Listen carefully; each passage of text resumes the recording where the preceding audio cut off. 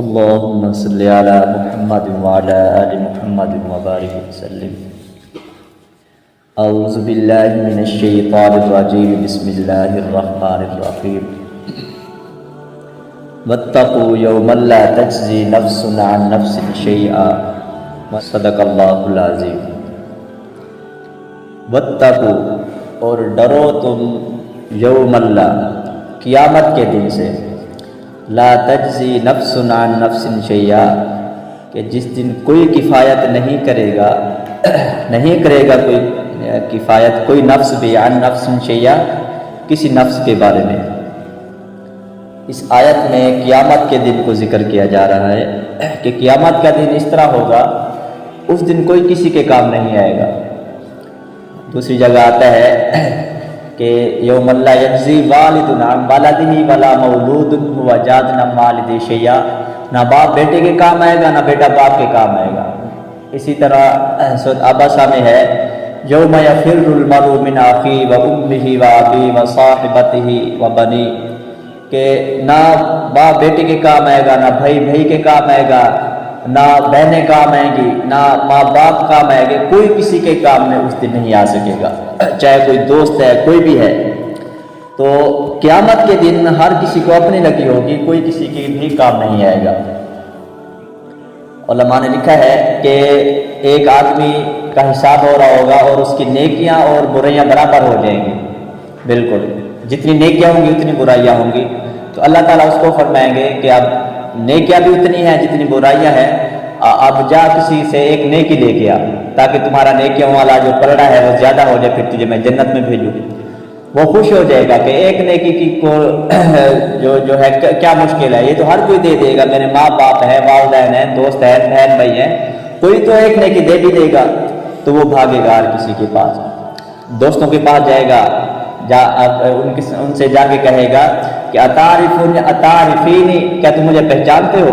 وہ کہیں گے ہاں ہم تجھے پہچانتے ہیں، دنیا میں تمہارے ساتھ وقت گزارا ہے، ہم ساتھ کھاتے پیتے تھے، اٹھتے بیٹھتے تھے، ایک دوسرے کے لیے جان دینے کے لیے ہم تیار تھے، ہم تجھے اچھی طرح پہچانتے ہیں. تو وہ کہے گا کہ مجھے صرف ایک نیکی کی ضرورت ہے، میرا برائیاں اور برائیوں والا پلڑا اور نیکیوں والا پلڑا برابر ہو گیا، مجھے ایک نیکی کی ضرورت ہے، مجھے ایک نیکی دے دو. وہ کہیں گے یہ ہمارے پاس نہیں ہے، کیونکہ اس وقت جنت جہنم سامنے ہوگی. تو ایک ایک نیکی کی بہت بڑی قیمت ہوگی. تو ہر کوئی ایک ایک نیکی کو ترس رہا ہوگا. تو وہ دوست کہیں گے ٹھیک ہے، دنیا میں ہم رہ چکے ہیں، ایک دوسرے کے لیے جان دینے کے لیے بھی تیار تھے، لیکن اب ہمارے پاس آپ کے لیے نیکی نہیں ہے، ہم نیکی آپ کو نہیں دے سکتے، ہماری کم ہو جائے تو پھر ہمارا کیا بنے گا. تو وہ نیکی نہیں دیں گے. اس لیے علماء فرماتے ہیں کہ جو ہمارے دوست ہیں اور جو ہماری مجلس ہے جہاں اٹھتے بیٹھتے ہیں، جو لوگ ہیں جن کے ساتھ ہمارے تعلقات ہیں، وہ نیک ہونے چاہیے، اچھے ہونے چاہیے. اگر برے ہوں گے تو اس کی وجہ سے ہم جہنم میں بھی جا سکتے ہیں. امام غزالی رحمۃ اللہ علیہ فرماتے ہیں کہ یار بد مار بد سے زیادہ برا ہے، یعنی برے دوست سے جو ہے اگر کوئی زہریلا سانپ آدمی ساتھ رکھ لے تو وہ زیادہ بہتر ہے. اگر انہوں نے تشریح لکھی ہے کہ وہ اس وجہ سے کہ جو برا دوست ہے، جو زہریلا سانپ ہے، وہ ڈنگ مارے گا آدمی کی جان چلی جائے گی، اور جو برا دوست ہے وہ ڈنگ مارے گا آدمی کا ایمان چلا جائے گا. برا جو دوست ہوتا ہے وہ اس طرح کے کام کبھی کبھی کروا لیتا ہے جس سے آدمی ایمان سے بھی خارج ہو جاتا ہے. آگے اس سے بھی زیادہ ایک اور بات لکھی کہ یار بد شیطان سے بھی زیادہ برا ہے، کہ جو برا دوست ہوتا ہے شیطان سے بھی زیادہ برا ہے. اب ایک بات سمجھ آتی ہے ہمیں کہ چلو دوست ہے، برا ہے، گناہ کرتا ہے، زنا کرتا ہے، شراب پیتا ہے، جو بھی گناہ کرتا ہے، لیکن ہے تو مسلمان. شیطان تو وہ تو ملعون ہے، اس پہ تو لعنت کی گئی ہے. تو وہ برا دوست شیطان سے زیادہ خطرناک کیسے ہو سکتا ہے؟ جتنا بھی برا ہے تو کم از کم مسلمان تو ہے، کلمہ اس نے پڑھا ہوا ہے. تو آگے امام غزالی رحمۃ اللہ علیہ نے اس کی تشریح لکھی ہے کہ شیطان جو ہے ہمارے ذہنوں میں صرف وسوسے ڈالتا ہے کہ نماز نہ پڑھو، جھوٹ بولو، شراب پیو، یہ گناہ کرو، وہ صرف وسوسے ڈال سکتا ہے. آگے ہمارے اختیار میں ہے ہم وہ گناہ کریں یا نہ کریں. لیکن جو برا دوست ہے وہ گناہ کی ترغیب بھی دے گا، پھر ہاتھ پکڑ کے وہ گناہ بھی کروائے گا. تو اس وجہ سے شیطان جو ہمارا دشمن ہے، جتنا شیطان ہمارا دشمن ہے اس سے زیادہ جو خطرناک وہ برا دوست ہے. اس وجہ سے ہم دیکھیں کہ ہمارا جو اٹھنا بیٹھنا ہے کن کے ساتھ ہے، اور چلنا پھرنا ہمارے جو دوست ہیں تعلقات والے ہیں وہ کن کے ساتھ ہیں. اگر وہ اچھے ہیں نیک ہیں تو اچھی بات ہے، اگر وہ برے ہیں تو ان سے بچا جائے، شریعت اسے منع کرتی ہے. تو مفتی تقی عثمانی دامت برکاتہ اللہ علیہ وہ فرماتے ہیں کہ برے دوست کے ساتھ رہنے سے گناہ کی نفرت جو ہے وہ کم ہو جاتی ہے. مثال کے طور پہ برے دوست ہوتے ہیں، ایک دن آتا ہے شرابی ہے تو وہ آ کے بیٹھتا ہے، پھر دوسرے دن آتا ہے، پھر تیسرے دن آتا ہے، وہ اگر جھوٹ بولتا رہتا ہے تو اس سے ہمارے اندر جو جھوٹ کا جو نفرت تھی جھوٹ والے گناہ کی وہ کم ہو جائے گی. جو بھی گناہ گار آدمی ہوگا ہمارے ساتھ آ کے بیٹھے گا، وہ گناہ کے کام کرے گا، جھوٹ بولے گا، غیبت کرے گا یا کوئی اور کام کرے گا، اس گناہ کی جو نفرت ہوگی وہ ہمارے دل میں کم ہو جائے گی.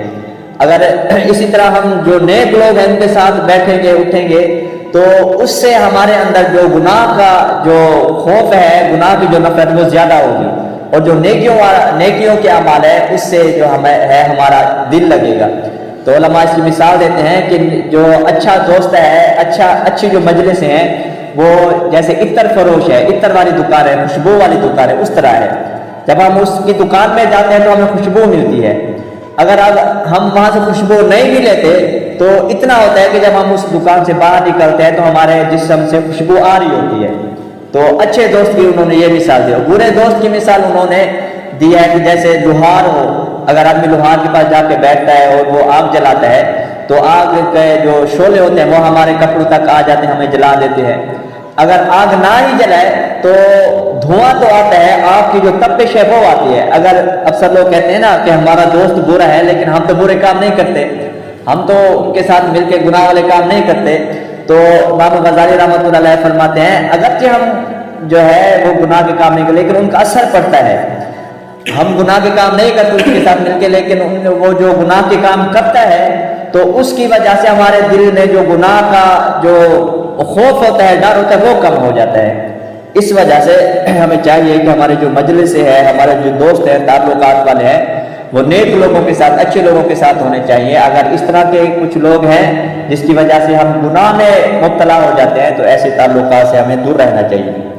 تو قیامت کے دن جب ہم دوست کے پاس جائیں گے، کہیں گے ہمیں ایک نیکی کی ضرورت ہے، تو وہ کہیں گے یہ ہم نہیں دے سکتے. اگر ہم ان سے کہیں گے آپ کی وجہ سے میری نماز چھوٹی تھی، آپ کی وجہ سے مجھے جھوٹ بولنا پڑا تھا، تو آپ کی وجہ سے آپ میری آج ایک نیکی ہے وہ کم ہوگی، ایک نیکی دے دے تو وہ نیکی دینے کے لیے تیار نہیں ہوگا. تو یوم یفر المرء من اخیہ، اس دن بھائی بھی کام نہیں آئیں گے. اس کو انشاءاللہ کل بیان کریں گے. اللہ تعالیٰ عمل کی توفیق عطا فرمائے.